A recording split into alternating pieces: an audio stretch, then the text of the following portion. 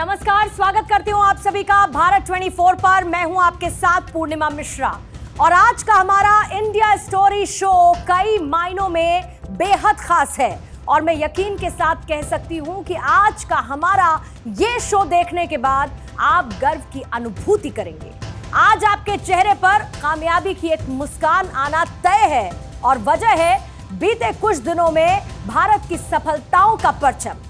वो परचम जो आज सिर्फ भारत की जमीन पर ही नहीं लहरा रहा बल्कि चांद पर भी हमारी धाक दुनिया देख रही है।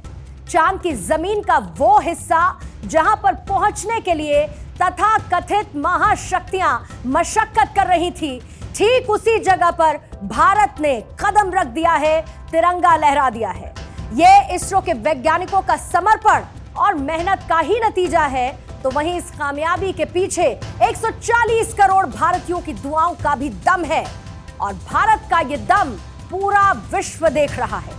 पश्चिमी देश जो कल तक भारत को खुद से कमतर मानते थे, वो आज भारत की उपलब्धियों पर रिसर्च कर रहे हैं, क्योंकि ये नया भारत है, वो भारत जो ना झुकना जानता है ना ही ठहरना जानता है। आज का भारत सशक्त भारत है, लेकिन यहां तक पहुंचने के पीछे की क्या है स्टोरी, इसे इत्मीनान से समझेंगे आज के इंडिया स्टोरी शो। 5, 4, 3, 2, 1, 0। इसरो जब कोई रॉकेट लॉन्च करता है, कोई अभियान अंतरिक्ष में भेजता है, तो पूरा देश उससे जुड़ जाता है। साइकिल से स्पेस तक, चांद पर चंद्रयान, जय इसरो जय विज्ञान।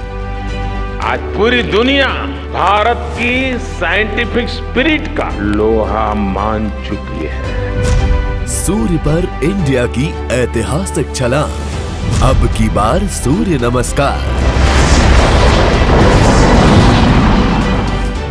भारत की अंतरिक्ष क्रांति। भारत जिसने सारी दुनिया को जीरो दिया, वो भारत जिसके जीरो ने चांद तारों पे जाना आसान किया, वो भारत फिर से अपने उसी रंग में रंगने लगा है जिसके लिए भारत जाना जाता था। वो भारत फिर से विज्ञान में झंडे गाड़ने लगा है। इसके यशस्वी प्रधानमंत्री जी का आभार व्यक्त करता हूं और हिंदुस्तान के सभी वैज्ञानिकों को बधाई देता हूं जिस प्रकार से चंद्रयान 3 सफल हुआ, जिसके लेकर हिंदुस्तान ही नहीं विश्व के मानव जगत के लिए एक रामबाण साबित होगा। उसी प्रकार सूर्य के अध्ययन के लिए हमको लगता है आदित्य L1 और भारत का बढ़ता हुआ कदम, मुझको लगता है कि मानवता जगत के लिए, मानवता के लिए और हिंदुस्तान के लिए गर्व की बात होगी। सूरज के ऊपर और वहाँ की जो प्रक्रिया होती है, जैसे चंद्रायन खोज करके और उसका व्यवस्था बता रहा है, उसी प्रकार से यदि यह सूर्य पर खोज करने के लिए यंत्र भेजा जा रहा है तो बहुत अच्छी बात है। और यह हमारे देश को और वैज्ञानिकों से मैं शुभकामनाएं देता हूं कि इसमें सफलता प्राप्त हो और यह जा करके जन कल्याण की बातें वहाँ से खोज करके और दे। पहले भारत ने चंद्रमा के दक्षिण पोल पर तिरंगा लहराया और वहीं अब वक्त है सूरज के रहस्यों से पर्दा उठाने का। आदित्य L1 एक ऐसा सूर्य मिशन जिसकी मदद से सूर्य के बारे में अधिक से अधिक जानकारी जुटाई जाएगी। इस मिशन की लॉन्चिंग से पहले इसरो चीफ एस सोमनाथ ने तिरुपति के चेंगलम्मा परमेश्वरी मंदिर में पूजा अर्चना भी की थी। वो तस्वीरें आपको जरूर देखनी चाहिए। We have the best picture ever of moon, one of the closest picture to the real regolith. So they are precious commodity that is not available anywhere in the world. Nobody has such close proximity photos. Aditya L1 Bharat का पहला solar mission है जो कि सूर्य की study करेगा। इसरो के इस महत्वाकांक्षी मिशन को PSLV C57 रॉकेट की मदद से लॉन्च किया गया है। आदित्य L1 को आंध्र प्रदेश के श्रीहरिकोटा के सतीश धवन स्पेस सेंटर से लॉन्च किया गया। आदित्य L1 मिशन से सूर्य के तापमान, उसकी ताकत का पता लगाया जा सकेगा। धरती खासकर ओजोन लेयर पर सूर्य की किरणों की स्टडी करेगा, अंतरिक्ष में मौसम की गतिशीलता का अध्ययन करेगा Aditya L1। Aditya L1 mission का बजट करीब 400 करोड़ रुपए है। अब एक बात बताइए, हफ्ते में कितने दिन होते हैं? सवाल आपको सुनकर अटपटा जरूर लगेगा, क्योंकि जवाब सभी जानते हैं। जवाब है 7 दिन, यानी कि सोमवार, मंगलवार, बुधवार, गुरुवार, शुक्रवार, शनिवार और अंतिम 7वां दिन यानी कि रविवार। और हिंदुस्तान ने यह ठान लिया है कि हर दिन के हिसाब से इसरो का एक सफल अभियान होगा, ताकि हमारे लिए भी ज्यादा दिक्कत ना हो। सोमवार को हम चंद्रयान की सफलता पर बात करें, मंगलवार को मंगलयान की सफलता पर बात करें और बुधवार को बुध ग्रह मिशन पर बात करें। मतलब हर दिन के हिसाब से एक सफल अभियान। और ये बातें बस कहने के लिए नहीं है। चंद्रयान 3 की सफलता के साथ ही हमारे वैज्ञानिक जिस तरीके से अगले मिशन के लिए जुट गए थे, ऐसा लगा कि मानो सफलता का जश्न मनाने में हमारे वैज्ञानिक वक्त नहीं गंवाने वाले। अभी अंतरिक्ष की कई ऐसी गुत्थियां हैं जिनको सुलझाना बाकी है, और यही उनका असल मकसद भी है। और इसीलिए प्रधानमंत्री नरेंद्र मोदी ने इसरो के अगले लक्ष्य का ऐलान चंद्रयान 3 की सफलता के फौरन बाद कर दिया था। हमने भविष्य के लिए कई बड़े और महत्वाकांक्षी लक्ष्य तय किए हैं। जल्द ही सूर्य के विस्तृत अध्ययन के लिए ISRO Aditya L1 mission launch करने जा रहा है। प्रधानमंत्री नरेंद्र मोदी हिंदुस्तान और उसके वैज्ञानिकों की क्षमता को जानते भी हैं, पहचानते भी हैं, अच्छी तरीके से जानते हैं, और इसीलिए इस बात का ऐलान कर दिया कि हिंदुस्तान अब सूर्य नमस्कार करने के लिए तैयार है। प्रधानमंत्री मोदी के आह्वान पर इसरो ने भी कमर कस ली और इसरो अब इंडियन सुपीरियॉरिटी का पर्याय बन चुका है। इसी कड़ी में इसरो ने सूर्य का अध्ययन करने के लिए मिशन लॉन्च कर दिया, जिसको नाम दिया गया आदित्य L1। आदित्य L1 एक पेलोड है और इसे इसरो सूरज की जानकारी इकट्ठा करने के लिए लॉन्च कर चुका है। आदित्य L1 का मतलब है आदित्य यानी कि सूरज और L1 यानी कि लैग्रेंज पॉइंट 1। लैग्रेंज पॉइंट 1 उस जगह को कहते हैं जहां पर अगर आप खड़े रहें तो आपके और सूरज के बीच कुछ नहीं आएगा, और इसीलिए सूरज के अध्ययन के लिए इसी जगह को यानी कि L1 पॉइंट को सबसे अच्छा माना जाता है। इटली के गणितज्ञ जोसेफ लुइस लैग्रेंज के नाम पर इसी जगह का नाम लैग्रेंज पॉइंट 1 रखा गया। ये जगह धरती से करीब 15 लाख किलोमीटर दूर है और लॉन्चिंग के बाद अब आदित्य L1 4 महीने का सफर तय करेगा। इस दौरान आदित्य का रास्ता क्या होगा ये भी आपको दिखा देते हैं। जब आप किसी दोस्त के घर जाते हैं तो एक रास्ता तय होता है ना कि इसी गली से होकर आपको अपने दोस्त के घर पर पहुंचना है।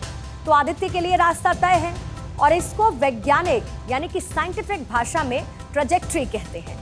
ये साइंटिफिक भाषा है और आप ये समझिए कि आदित्य का 15 लाख किलोमीटर का रास्ता क्या होगा। आदित्य पहले धरती के 4 चक्कर लगाएगा और उसके बाद सीधा एक छलांग लगाएगा और पहुंच जाएगा L1 के पास, और फिर यहां पर एक चक्कर लगाएगा और फिर पहुंचेगा L1 पॉइंट पर। I want to congratulate PSLV for such a very different mission approach today to do this mission of Aditya L1 to put it in the right orbit. Now, from now, the Aditya L1 will take its journey after some Earth maneuvers.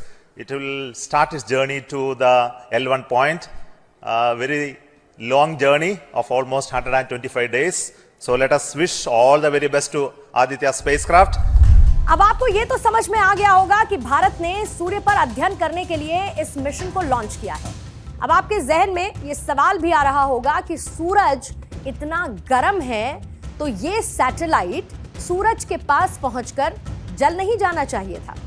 और दूसरा सवाल ये भी कि इतना खर्चा करके Aditya L1 को भेजा जा रहा है तो उससे आपको, हमको, भारत को फायदा क्या होगा।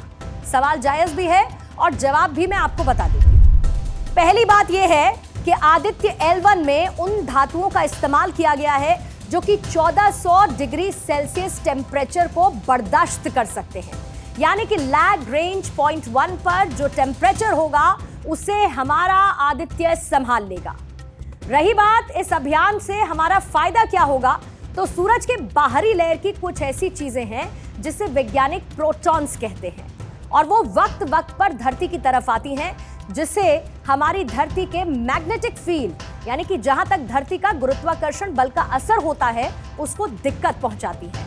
और उसी का अध्ययन आदित्य की सहायता से इसरो के साइंटिस्ट कर लेंगे, जिससे धरती पर सूरज के कारण जो समस्या होती है उसका अंदाजा पहले से ही लगाया जा सके और उससे बचने की कोशिश पहले से ही शुरू की जा सके।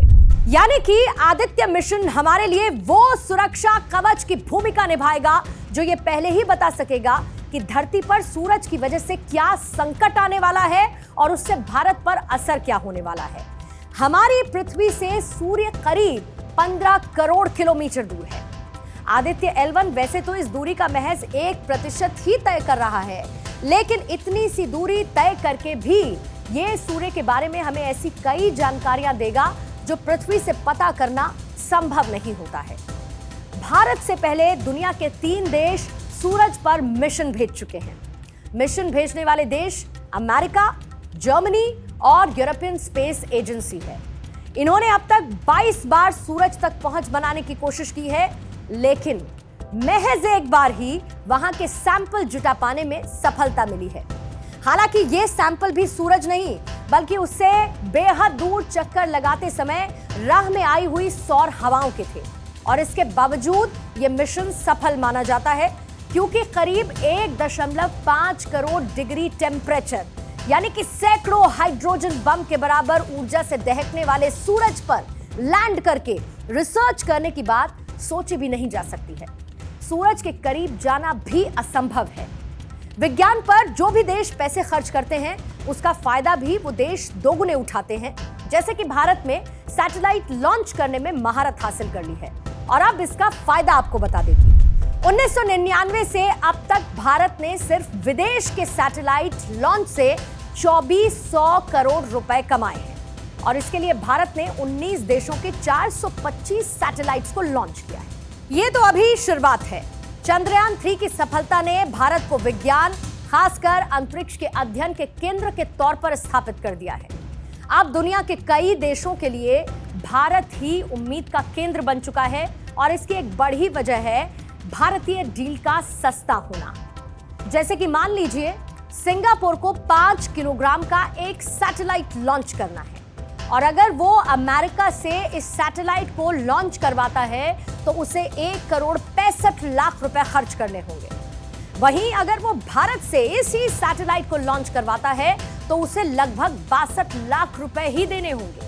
यानी कि अमेरिका से सैटेलाइट लॉन्च में करीब 1 करोड़ रुपए ज्यादा खर्च करने पड़ेंगे। और यही वो वजह है जिसके कारण भारत अब सैटेलाइट लॉन्च के व्यापार में दुनिया को पीछे छोड़ने वाला है। धर्म और काम के बीच इसरो प्रमुख ने ऐसा सामंजस्य, ऐसा तालमेल बैठाया हुआ है कि भारतीय वैज्ञानिकों की उपलब्धियों से पूरी दुनिया खुश हो रही है, क्योंकि उन्हें मालूम है कि भारत की यह सफलता उन देशों के लिए एक नया रास्ता खोल रही है। इनके बाद हम लोग को 2 बातों का ध्यान रखना पड़ेगा। पहली बात चली आती है कि सिर्फ लॉन्चिंग सक्सेसफुल होने से ही सारा काम नहीं हो जाता है। अब इसे पृथ्वी के चारों तरफ हम लोग 1-2 बार से घुमाएंगे, अपोजी परिजी, अपोजी परिजी, और फिर एक उसके बाद में इतनी शक्ति चली आएगी कि पृथ्वी के प्रभाव क्षेत्र से बाहर चला जाएगा। अब समस्या यहाँ पर शुरू होती है। जैसे ही वो पृथ्वी के प्रभाव क्षेत्र से बाहर चला गया और सूर्य की ओर चलना शुरू किया, तो हम लोग को इसे प्लेस करना उस ऑर्बिट में जहां पर कि जिस स्थान पर कि सूर्य और पृथ्वी का गुरुत्वाकर्षण जो है वह कम से कम हो। Aditya is a synonym of sun, and L1 is a point in the space which we called it a Lagrangian point, where the gravitational pull of Earth and sun balances each other. That means that point the gravity pull is zero, we can say. अब आप सोचिए 1984 में भारत के राकेश शर्मा अंतरिक्ष में गए, तब रूस के अंतरिक्ष अभियान का वो हिस्सा थे। आज भारत गगनयान की तैयारी कर रहा है, यानी कि अगर गगनयान सफल रहा, जिसकी उम्मीद इसरो की क्षमता को देखते हुए बहुत ज्यादा है, तो भारत दूसरे देशों के लोगों को भी अंतरिक्ष में भेजने लगेगा।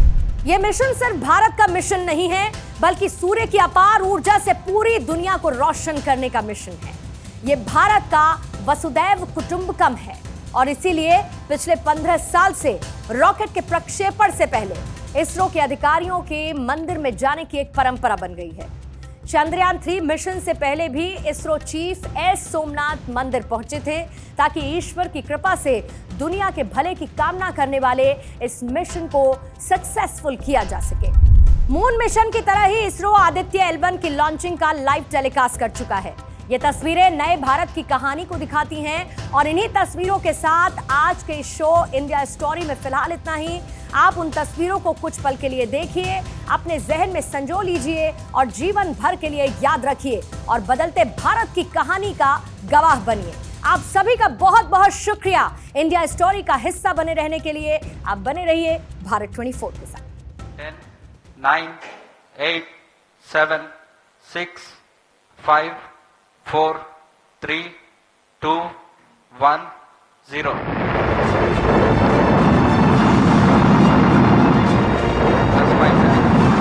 Magnificent liftoff of PSLV C-57 with Aditya L1 on board.